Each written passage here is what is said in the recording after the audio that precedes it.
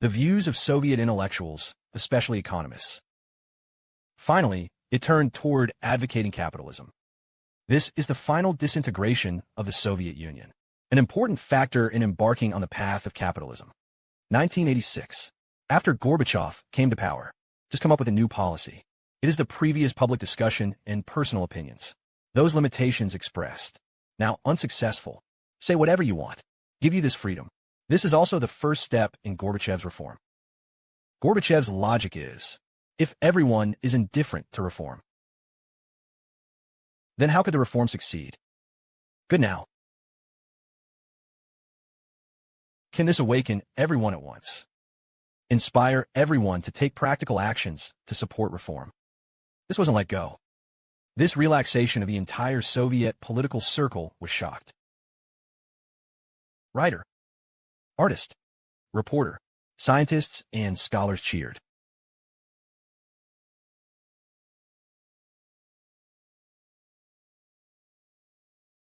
Agnia, a famous movie, was unblocked. Then, father of the Soviet hydrogen bomb, also a political dissident, Sakharov was suddenly released. This shocked the whole world. That's not just a person's freedom. This is different from releasing other prisoners. This marked a shift in the political atmosphere. Gorbachev also took the initiative to invite the public media. Everyone can comment. The state official TV station has also begun to be in the news reports. Report different opinions. This is simply a 180-degree turnaround. Because the Soviet Union has been established, strict control and layer-by-layer monitoring of social life. It's been decades. Everyone has been used to it. Originally, in the 1950s, after Khrushchev completely denied Stalin, he have done some ways. Small circles underground. These circles cannot be hidden from a table. Now the historical economy is suddenly fully liberalized. There are heated discussions on political and cultural areas. Gorbachev seems, that's good, encourage some different voices to be published. This is how you can be energetic. Can this arouse everyone's desire for reform? Gorbachev's idea is really beautiful. Hope to mobilize social forces with freedom of speech, overcome some instinctive resistance to reform. But once it is fully relaxed,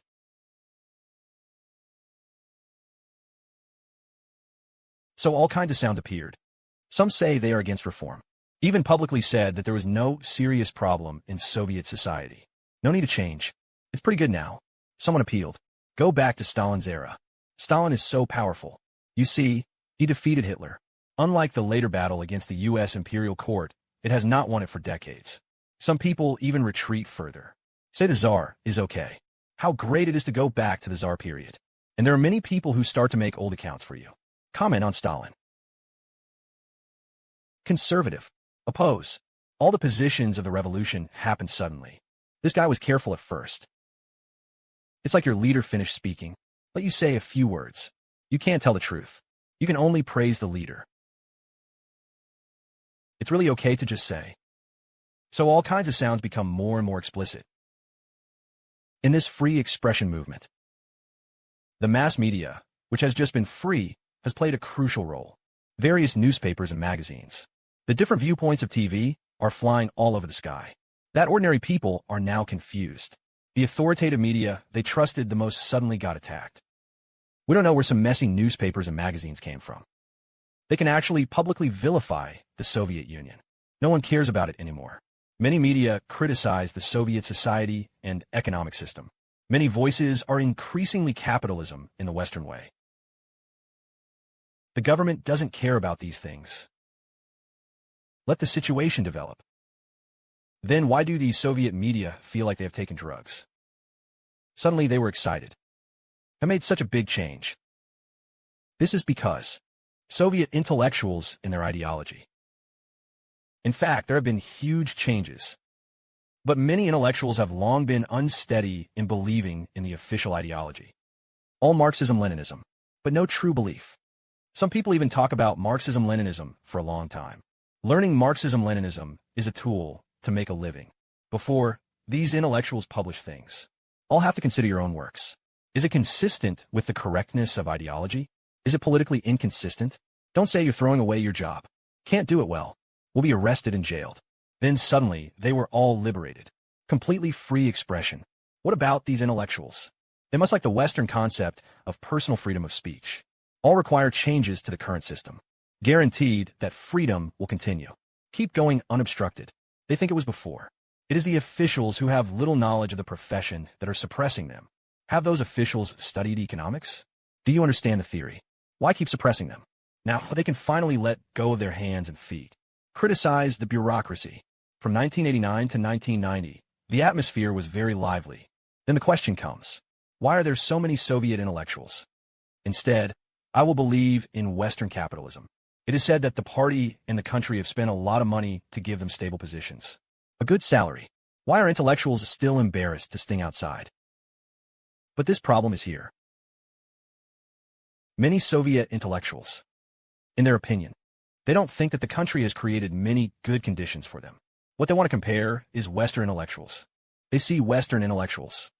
Those artists, great writer, big stars can make a lot of money.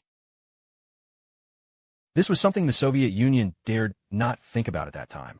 The late 1980s. The Soviet Union and the West are getting more and more contact. Intellectuals are unbalanced. Why are we the most talented in a country? The most intelligent group. Western intellectuals can be so free and make so much money. We're getting a dead salary. In this intellectual group, the most important group is economists. Economists have a particularly profound impact on future reforms. That's like other Soviet intellectuals. Economists were asked to, should we firmly support the official ideology? Socialism is superior to capitalism. Plans are better than market. Public interests are higher than private property. That seems to the Soviet officials once. Because what is private ownership, according to Marx's theory? In the past, many Soviet economists repeat these views with the country's salary, but they didn't believe it all. Not even convinced. Before the reform, those neoclassical economics thoughts in the West, it has been widely influenced by Soviet economists. What is neoclassical thought? That is to think that there are only free markets and private ownership. It is the best way to build an economic system. To put it bluntly, it is best to be completely free. What about these Soviet economists in college? In the paper, supporting orthodox Marxism-Leninism, but they have long begun to doubt their academic content in their hearts. Then how big a wave can an economist have? On the top floor. And those Soviet officials in charge of the economy. Generally, they have managers and engineers' backgrounds. They think economists and scholars are all talking about the problem on paper, or out of reality.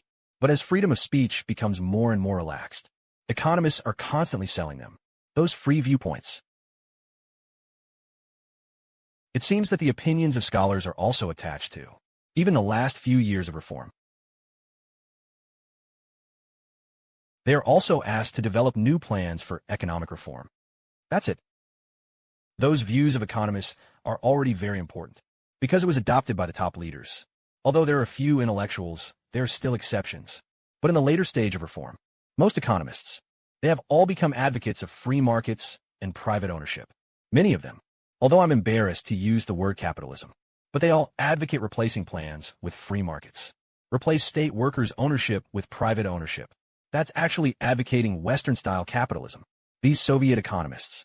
Actually, I was fascinated by the extreme views of the West, because the free market economy came out first in Britain in the 19th century. Some views believe that the control is lifted. Only by relying solely on the market can we achieve ideal results. What economic efficiency, technology progress, all these issues of income distribution can be solved. But the West has a long journey. 1930. The Great Depression has suffered completely. Then what about after that? Western countries have become more modest, although they still believe that market forces should dominate. But it is also believed that the government must provide a regulatory framework to prevent periodic depressions, excessive income, monopoly development, and environmental damage, etc. Then what about the 1970s? Classical free market theory has begun to rise again in the West. Liberalism and interventionism are arguing with each other again. But these economists in the Soviet Union, they have never really experienced the free market. what brings those problems? That is to say, they have only seen liberalism. Haven't been beaten by liberalism. 1991. Economists from Russia and Britain jointly conducted survey. The question is whether you think the market is the best mechanism to regulate economic life. 66% of British economists agree. 100% of Russian economists agree. And 1/4 of British economists disagree. Although there's still a few Soviet economists. But during the entire reform period, overwhelmingly most economists believe only complete free market and privatization, only by saving the Soviet economy.